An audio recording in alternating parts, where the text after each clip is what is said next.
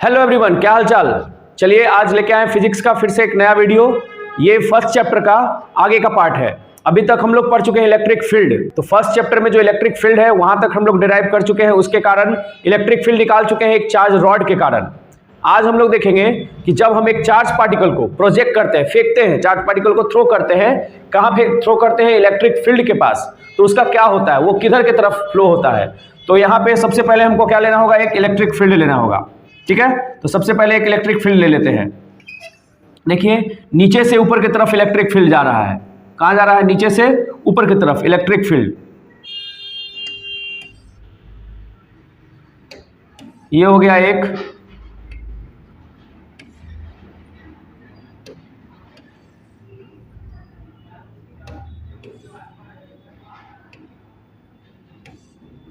Electric field, ठीक है। Equal equal distance पे सब रहेगा तो समझ जाइए कि सब यूनिफॉर्म इलेक्ट्रिक फील्ड है। तो सबसे पहले हम लोग क्या लिए? एक यूनिफॉर्म इलेक्ट्रिक फील्ड लिए। इसमें पॉजिटिव किधर, नेगेटिव किधर? तो जिधर से इलेक्ट्रिक फील्ड दूर जा रहा है उधर पॉजिटिव समझ लीजिए कि उधर पॉजिटिव होता है। इसके लिए क्यों होता है, कारण क्या है? तो इसके लिए कारण पिछले वीडियो में आप देख सकते हैं, इसका कारण वहां पे बताया गया है। यहाँ पे क्या हो जाएगा? माइनस। तो यहाँ इलेक्ट्रिक फील्ड उधर की तरफ जा रहा है। यहां से एक चार्ज को हमको प्रोजेक्ट करना है। प्रोजेक्ट करना मतलब फेंकना है। तो एक चार्ज को हम यहां से थ्रो किए। चार्ज का क्वांटिटी क्या था? क्यू। पॉजिटिव नेगेटिव कुछ भी हो सकता है, फिलहाल हम प्लस क्यू लेके चल रहे हैं। तो क्यू को यहां से थ्रो किया गया वेलोसिटी v से। तो यूनिफॉर्म वेलोसिटी है, और यूनिफॉर्म वेलोसिटी क्या है? तो यहाँ पे यूनिफॉर्म वेलोसिटी v है। कोई एक्सेलरेशन नहीं है। एक्सेलरेशन यहाँ पर एक्सेलरेशन 0 हो चुका है।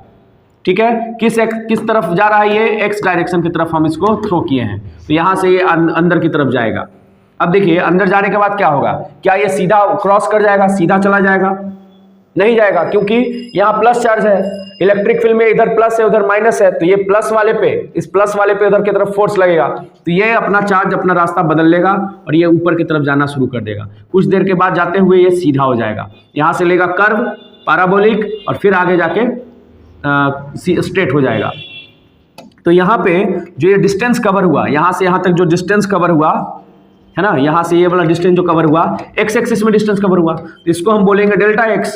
ऊपर की तरफ जो गया, ऊपर की तरफ, इसको बोलेंगे डेल्टा वाई। तो दो डिस्टेंस यहाँ कवर कर रहा है, एक डेल्टा एक्स एक डेल्टा वाई। लेकिन एक्स एक्सिस में एक्सेलरेशन 0 है, लेकिन जब y एक्सिस में वो जाएगा, ऊपर की तरफ जाएगा, तो फोर्स लगा। अब फोर्स के कारण एक्सेलरेशन होता है। तो एक्सेलरेशन इन x एक्सिस 0 लेंगे, लेकिन एक्सेलरेशन इन y एक्सिस क्या लेंगे? Not equal to 0। एक चीज। दूसरा चीज, फोर्स कितना लगता है पार्टिकल में? फोर्स कितना लगता है? तो पिछले वीडियो में हम पढ़ चुके हैं F is equal to Q ही है। डिटेल इसका जानना है तो पूरा आपको पिछले वाले वीडियो को देखना पड़ेगा। उसके बाद एक्सेलरेशन का वैल्यू क्या होता है, ये भी पढ़े हैं। पिछले वाले वीडियो को आप देखिए तो वहां आपको मिल जाएगा एक्सेलरेशन का फॉर्मूला। फिलहाल ये बता देते हैं, F इज इक्वल टू हम क्या लेके चल रहे हैं? QE। फोर्स बराबर होता है मास इंटू एक्सेलरेशन, और यहाँ है QE। तो A बराबर क्या हो गया? A बराबर हो गया QE बाई M। तो एक्सेलरेशन हो गया QE upon M। Q is charge, ये charge, E is electric field, वो यूनिफॉर्म इलेक्ट्रिक फील्ड, और M is mass of this charge. यहाँ जो चार्ज जो हम फेंके हैं उसका मास जो था M था। तो ये हो गया हमारे पास इलेक्ट्रिक फील्ड के लिए एक फॉर्मूला, जिसमें एक्सेलरेशन किस एक्सिस में है? y एक्सिस में। x एक्सिस में कोई एक्सेलरेशन काम नहीं कर रहा है। अब हमको चेक करना है कि ये जो ट्रैजेक्टरी है, ये जो रास्ता है, ये कैसा रास्ता है? पैराबोलिक। इसका कोई इक्वेशन होगा, जैसे स्ट्रेट लाइन का इक्वेशन होता है y is equal to mx plus c, है ना। सर्कल का इक्वेशन होता है x square is equal to y square plus is equal to r square. तो हर शेप का, हर कर्व का एक इक्वेशन होता है। तो ये जो कर्व लिया है, ये कर्व, इस कर्व का भी इक्वेशन होता होगा। इस इक्वेशन को निकालना है हमको, इस टॉपिक में से इस इक्वेशन को निकालना है। ठीक है, तो बोर्ड में उसका जो फॉर्मूला आएगा वो हमारे लिए इंपॉर्टेंट हो जाएगा। डिराइव कैसे होगा, कैसे आ रहा है, वो हम यहाँ देख लेते हैं। तो ये हो गया हमारे यहाँ तक इसका गिवन, मतलब एक तरह से वैल्यू ये सब दिया हुआ है। अब इसके बाद क्या करना है वो समझिए। तो हम लोग चलेंगे एक्स एक्सिस में, फॉर एक्स एक्सिस में चलेंगे। एक्स एक्सिस का फॉर्मूला क्या होता है? एक्स एक्सिस में 3 इक्वेशन होता है। Equation of motion, v is equal to u plus a t, s is equal to u t plus half a t square, और तीसरा होता है v square is equal to u square plus 2as। याद होगा आपको equation of motion. इसमें से हमको डिस्टेंस का फॉर्मूला चाहिए, delta x delta y distance. तो डिस्टेंस के लिए हम क्या उठाएंगे? यहाँ से x उठाएंगे। तो s के जगह एक बार लिखेंगे डेल्टा एक्स, s के जगह एक बार लिखेंगे डेल्टा वाई। तो आइए देखते हैं for x axis, second equation से, इस इक्वेशन से। तो s के जगह क्या लिखें? Delta x. Is equal to u t plus half a t square, ये फॉर्मूला हो गया। डेल्टा एक्स को डेल्टा एक्स ही रहने देते, वही तो चाहिए। यू क्या था, किस वेलोसिटी से इसको हम फेंके थे एक्स एक्सिस में, v वेलोसिटी से, तो u के जगह क्या पुट कर लेते हैं, तो u के जगह हो गया हमारा v into T, time t जितना समय के लिए लगेगा, प्लस हाफ, तो हाफ हो गया। एक्सेलरेशन कितना था एक्स एक्सिस में, एक्सेलरेशन 0, तो यहाँ एक्सेलरेशन 0 तो पूरा टर्म ही 0, तो delta x is equal to आया v इंटू टी। हमको चाहिए टाइम, यहाँ से क्या चाहिए, टाइम, तो टाइम इज इक्वल टू हो गया डेल्टा एक्स बाई वी। ये हमारे लिए इंपॉर्टेंट है, क्यों, क्योंकि इसको पुट करना है वाई एक्सिस में। तो यहाँ से हमारे पास क्या आ गया, टी बराबर डेल्टा एक्स बाई वी। इस इक्वेशन को अप्लाई करेंगे, अभी जैसे एक्स एक्सिस है वैसे ही चलेंगे वाई एक्सिस में। आइए देखते हैं वाई एक्सिस के लिए। वाई एक्सिस में क्या होगा, 4 वाई एक्सिस, सेम फॉर्मूला लगाएंगे, delta Y is equal to u t plus half a t square, ये फॉर्मूला हो गया। अब इस फॉर्मूला में पुट करेंगे तो डेल्टा वाई को डेल्टा वाई रहने देंगे। वेलोसिटी क्या था, शुरू में जो वेलोसिटी था वो किस वेलोसिटी से प्रूफ किए थे, कौन से वेलोसिटी से यहाँ गया था इक्वेशन, देखिए इस एक्स एक्सिस में गया था सिर्फ, वाई एक्सिस में ऊपर तो नहीं जा रहा था, तो ऊपर की तरफ का वेलोसिटी क्या था, 0। जैसे एक्सेलरेशन एक्स में 0 वैसे ही वेलोसिटी वाई में क्या 0, क्योंकि ये चार्ज गया था एक्स एक्सिस की तरफ सिर्फ।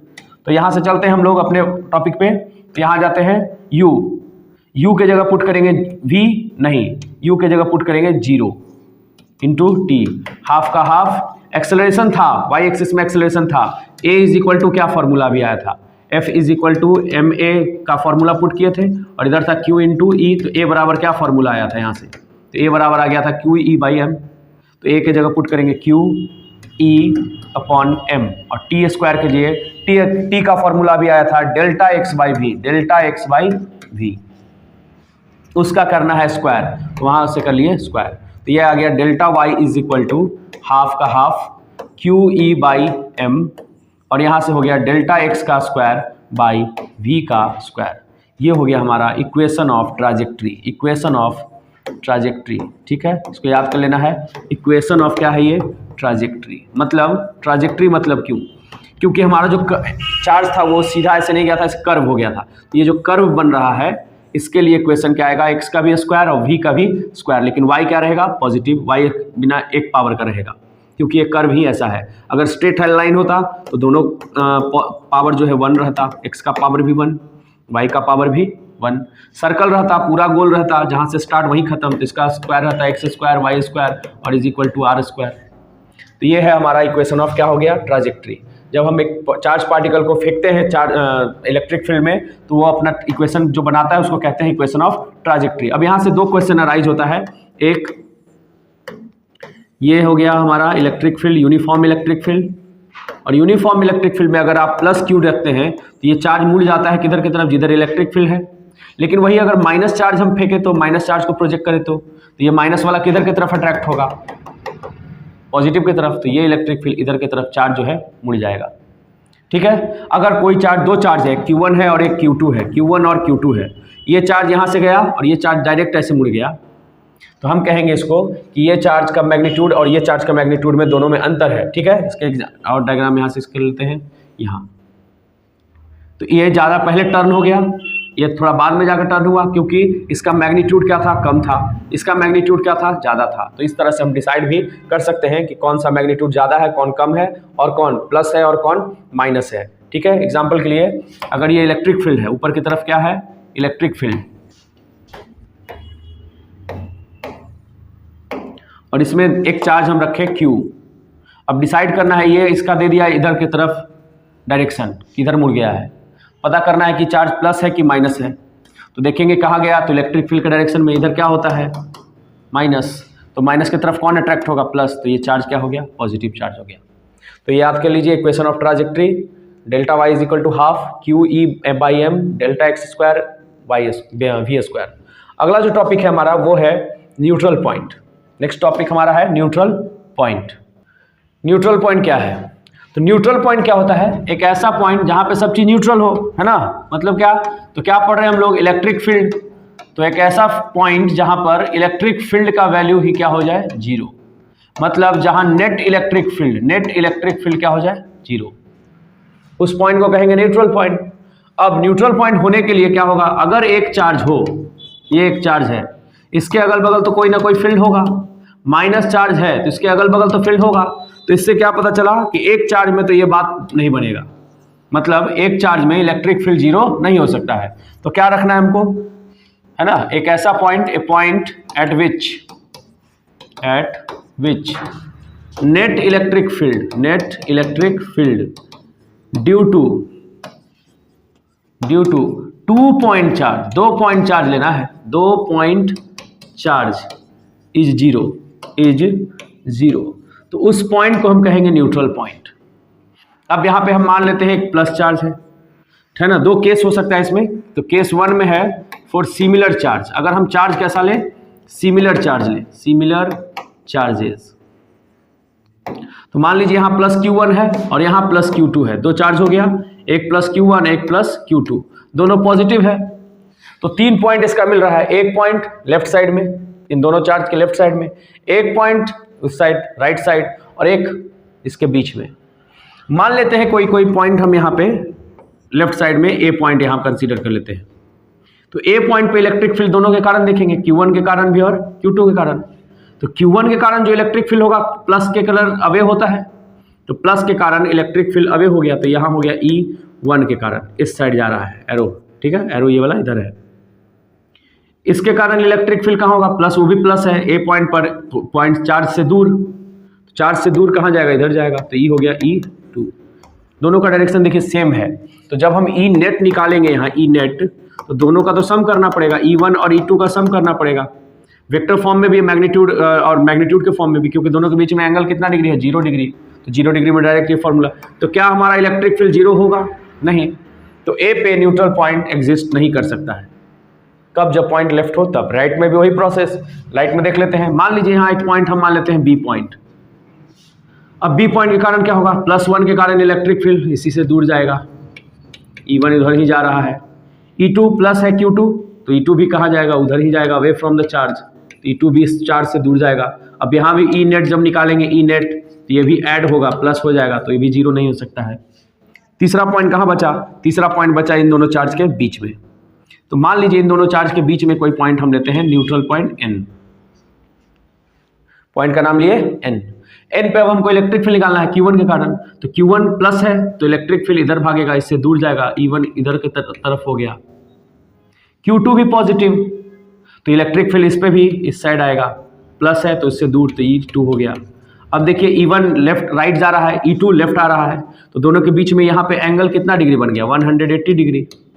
तो जब हम ई नेट निकालेंगे किस पॉइंट पर, N पॉइंट पर, तो ई नेट कैसे निकलेगा, तो E1 और E2 को जोड़ेंगे, लेकिन आप देख रहे हैं कि डायरेक्शन दोनों का क्या है, अलग अलग, तो एक को प्लस लेंगे तो एक को क्या लेंगे, माइनस लेंगे। और आप ऐसे भी जानते हैं कि जब एक एंगल 90 डिग्री 180 डिग्री होता है, तो रिजल्टेंट जो निकलता है A² + B² रूट अंडर वाला फॉर्मूले से 2AB cos 180, तो cos 180 का वैल्यू निगेटिव होता है, तो निगेटिव होता है तो फॉर्मूला आता है A - B, तो वही है E1 - E2। तो ये कभी ना कभी किसी न किसी पॉइंट पर, या तो इसके नज़दीक या उसके नज़दीक, ये पॉइंट पे कहीं ना कहीं इलेक्ट्रिक फील्ड का वैल्यू सेम आएगा, और सेम जब इलेक्ट्रिक फील्ड आ जाएगा जिस पॉइंट पर, वहीं पे क्या होगा, कट के क्या आ जाएगा, आंसर 0 आ जाएगा। ठीक है, तो मैग्नीट्यूड में यहाँ पर वेक्टर हटा देंगे, इसका जो एरो है उसको हटा देंगे, मैग्नीट्यूड में लेंगे, तो यहाँ पर E1 - E2 लिखेंगे, क्योंकि एक का डायरेक्शन अलग अलग है, तो ओवरऑल सम होके क्या हो जाएगा, 0। वेक्टर फॉर्म में इसी को अगर लिखना है तो क्या लिखेंगे हम, देखिए इसको लिखेंगे E1 + E2 = 0, ई नेट निकला। अब E1 को इधर रहने देंगे, ठीक है, E2 को उधर लेके जाएंगे, तो E2 हो गया, यहाँ क्या लगाए, माइनस, तो दोनों को सम करेंगे, दोनों का डायरेक्शन क्या रहे, मैग्नीट्यूड क्या रहेगा, N पॉइंट पे मैग्नीट्यूड सेम, लेकिन डायरेक्शन दोनों को एक दूसरे का अपोजिट, एक जा रहा है लेफ्ट, एक जा रहा है राइट, तो डायरेक्शन अपोजिट, लेकिन मैग्नीट्यूड सेम, E5 तो ये भी 5 से 5 कैंसिल हो जाएगा। तो न्यूट्रल पॉइंट कहाँ मिला, बीच में। न्यूट्रल पॉइंट कहाँ मिलता है, बीच में। कब, जब हमारे पास 2 सेम चार्ज होता है, तब एक Q1 होता है और दूसरा Q2 होता है, और दोनों होता है पॉजिटिव, तो दोनों के न्यूट्रल पॉइंट को कहाँ मिल सकता है, तो सेंटर पे इसके न्यूट्रल पॉइंट को हम ढूंढ सकते हैं। दूसरा है कि अगर सेकेंड चार्ज, कि अगर फॉर डिसिमिलर चार्ज अगर अलग हो, फॉर डिसिमिलर चार्ज अगर अलग हो तो क्या होगा, तो मान लीजिए एक चार्ज है यहाँ पर Q1 प्लस में और एक चार्ज है यहाँ पर Q2 माइनस में, दोनों पॉजिटिव एक नेगेटिव है। इस केस में भी 3 पॉइंट, एक पॉइंट इधर A, एक पॉइंट इधर B और एक पॉइंट बीच में N जो भी है मान लेंगे N मान लेते हैं। A पे चेक कर लेते हैं क्या होगा इलेक्ट्रिक फील्ड का वैल्यू। Q1 पॉजिटिव तो इलेक्ट्रिक फील्ड क्या हो जाएगा, इससे दूर जाएगा तो ये हो गया E1, लेफ्ट की तरफ जा रहा है। ये नेगेटिव तो नेगेटिव है तो इलेक्ट्रिक फील्ड उधर की तरफ, तो यहाँ हो जाएगा इधर की तरफ, E2 इधर की तरफ हो गया। दोनों का डायरेक्शन चेक कीजिए, अपोजिट डायरेक्शन है तो यहाँ E नेट कट के 0 हो सकता है। तो यहाँ पे हो गया हमारा न्यूट्रल पॉइंट, यही मिल गया N जो है न्यूट्रल पॉइंट N यहीं पे मिल गया लेफ्ट साइड में। राइट साइड में भी यही हो सकता है, माइनस के कारण इसी की तरफ आएगा इलेक्ट्रिक फील्ड, E2 इधर हो गया और E1 किधर जाएगा, इधर जाएगा, E1 इधर जाएगा, तो दोनों एक दूसरे का कट गया तो न्यूट्रल पॉइंट यहाँ आ गया। बीच में नहीं हो सकता है, क्यों नहीं हो सकता है, क्योंकि यहाँ माइनस है, माइनस है तो माइनस के कारण इलेक्ट्रिक फील्ड किधर होगा, माइनस की तरफ ही होगा, E2 इधर उस साइड होगा। और प्लस के कारण किधर होगा, तो प्लस के कारण इससे दूर जाएगा तो इधर ही जाएगा। तो E1 भी इधर, E2 भी इधर, तो ये तो नहीं होगा। तो यहाँ पर न्यूट्रल पॉइंट बीच में नहीं मिलेगा, इस वाले में न्यूट्रल पॉइंट बीच में ही मिलेगा। लेफ्ट में मिल सकता है या राइट में मिल सकता है, अभी कैसे डिसाइड होगा, राइट में होगा लेफ्ट में होगा। तो जिसका मैग्नीट्यूड कम होगा, अगर मान लीजिए Q1 कम है किससे, Q2 से, तो पॉइंट A की तरफ होगा। अगर Q2 ही कम होता, मैग्नीट्यूड का बात कर रहे हैं, Q2 ही कम होता Q1 से तो न्यूट्रल पॉइंट B की तरफ होता, B की तरफ, और इसमें न्यूट्रल पॉइंट A की तरफ। जिसका मैग्नीट्यूड कम, न्यूट्रल पॉइंट उसी साइड। अब यहाँ तो हो गया ये टॉपिक 2, एक सिमिलर चार्ज के लिए पहले वाले टॉपिक में, ये वाला केस में बीच में मिलेगा। न्यूट्रल पॉइंट मिलना है डिसिमिलर में, तो वो मिलेगा या तो लेफ्ट में या तो राइट में, या तो लेफ्ट में या तो राइट में, डिपेंड करेगा कि किसका मैग्नीट्यूड ज्यादा और किसका मैग्नीट्यूड कम है। कैलकुलेशन कैसे करेंगे, न्यूट्रल पॉइंट का वैल्यू कैसे निकालेंगे, किस पॉइंट पे होकर कैसे निकलेगा, तो उसके लिए देखिए, अगर यहाँ Q1 है और अगर यहाँ Q2 है, Q1 और Q2 है, और न्यूट्रल पॉइंट अगर हमारा बीच में आ रहा है, मान लीजिए दोनों सेम चार्ज है, पॉजिटिव, तो न्यूट्रल पॉइंट बीच में ही आएगा। बीच में मतलब एकदम बीच नहीं, कहीं इसी दोनों के चार्ज के बीच में आएगा, इक्वल मिडिल पॉइंट पे नहीं, बीच में आएगा। लेकिन अब डिस्टेंस दोनों दिया रहता है R, डिस्टेंस क्या दिया रहता है R, और मान लीजिए कि N Q1 से X दूरी पे है, Q1 से N न्यूट्रल पॉइंट X दूरी पे है, तो हम इस X का वैल्यू निकालना चाहते हैं। तो हम क्या लिखेंगे कि E1 का वैल्यू और E2 का वैल्यू कहाँ पे, एट न्यूट्रल पॉइंट पे E1 और E2 का मैग्नीट्यूड सेम होगा। E1 का फॉर्मूला लगाएंगे 1/4πε0, Q1 के कारण Q1, डिस्टेंस यहाँ से यहाँ X, तो X लिखेंगे यहाँ X का स्क्वायर इज इक्वल टू, उसके कारण E2 का फॉर्मूला लगाएंगे, E2 का फॉर्मूला Q2 के कारण, तो इसका अच्छा यहाँ से यहाँ तक का डिस्टेंस क्या होगा, ये वाला डिस्टेंस पूरा R है, उसमें से X निकला तो क्या बच गया, ये R माइनस X। तो यहाँ हो गया formula 1/4πε0 Q by R minus X का स्क्वायर।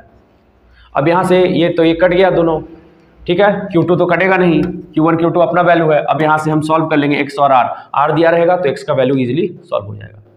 डिसिमिलर वाले केस में क्या होगा, डिसिमिलर वाले केस में तो मान लीजिए यहाँ पे प्लस Q1 है और इस साइड माइनस Q1 है, ठीक है। अब न्यूट्रल पॉइंट या तो लेफ्ट में हो, सर मान लेते हैं कि लेफ्ट में ही है, और ये डिस्टेंस कितना होता है R, तो ये वाला वैल्यू अगर पूछेगा तो हम क्या करेंगे, इसको मान लेंगे नियरेस्ट चार्ज से, जिधर नियरेस्ट चार्ज है उसको X मान लेंगे, यही हमारा न्यूट्रल पॉइंट, ये न्यूट्रल पॉइंट है। तो यहाँ भी लिखेंगे वही E1 is equal to E2 1/4πε0 Q1 by X का स्क्वायर, यहाँ 1/4πε0 Q2 बाई, इस बार यहाँ लिखे थे R माइनस X क्योंकि डिस्टेंस घटा था, यहाँ डिस्टेंस क्या हो गया, यहाँ से लेके यहाँ तक, ये डिस्टेंस पूरा यहाँ से यहाँ तक, तो डिस्टेंस जुड़ जाएगा, तो R इधर और X इधर, तो R प्लस X, तो नीचे हो जाएगा क्या, यहाँ R प्लस X का स्क्वायर। इसका कहानी खत्म, बाकी कैलकुलेशन होगा यहाँ से। ये था हमारा न्यूट्रल पॉइंट, ठीक है। न्यूट्रल पॉइंट के बाद जो टॉपिक है वो है हमारा electric field intensity at axial point due to electric dipole. इसको करेंगे अगली वीडियो में, क्योंकि ये इसका 3 पॉइंट है, 3 पॉइंट होता है, पढ़े होंगे electric dipole, second part video में देखिएगा आप। इलेक्ट्रिक डाइपोल के कारण 3 पॉइंट मिलता है ना, तो यहाँ एक पॉइंट इधर होता है एक्सियल, एक ऊपर होता है इक्वेटोरियल और एक आर्बिट्ररी, तो तीनों पे हम लोग एक एक करके डेरिवेशन कर लेंगे, एक ही वीडियो में इसको कवर कर लेंगे, इस कॉन्सेप्ट को एक ही वीडियो में खत्म कर लेंगे। उसके बाद जो लास्ट वीडियो आएगा वो आएगा गॉस लॉ से, जो कि हमारे लिए इंपॉर्टेंट है बहुत ज़्यादा। तो गॉस लॉ और 2 वीडियो के बाद ये चैप्टर क्या हो जाएगा, खत्म हो जाएगा। उसके बाद मिलेंगे हम लोग अगले चैप्टर में, ठीक है। Second electric potential and capacitance, उसमें कैपेसिटेंस टॉपिक इंपॉर्टेंट है, इलेक्ट्रिक पोटेंशियल इंपॉर्टेंट है, तो वो सब देखेंगे, पोटेंशियल सर पे देखेंगे। तो ये वाला जो डेरिवेशन है, जो सबसे पहला डेरिवेशन है ये, जिसको हम क्या कहते थे, इक्वेशन ऑफ ट्राजेक्टरी। इसके बाद जो डेल्टा वाई का वैल्यू आया था उस वैल्यू को आप याद कर लीजिए, ठीक है। फिर न्यूट्रल पॉइंट का डेफिनेशन याद कर लीजिए, न्यूट्रल पॉइंट का निकालने का तरीका याद कर लीजिए। सिमिलर चार्ज में कैसे न्यूट्रल पॉइंट निकला था, तो सिमिलर चार्ज में कहाँ निकला था, बीच में निकला था। डिसिमिलर चार्ज में या तो लेफ्ट या तो राइट निकला था, तो वो कैसे कैलकुलेट होता है, एक्स का वैल्यू कैसे आएगा, वो आप सीख लीजिए यहाँ से, ठीक है। मिलते हैं अगले वीडियो में।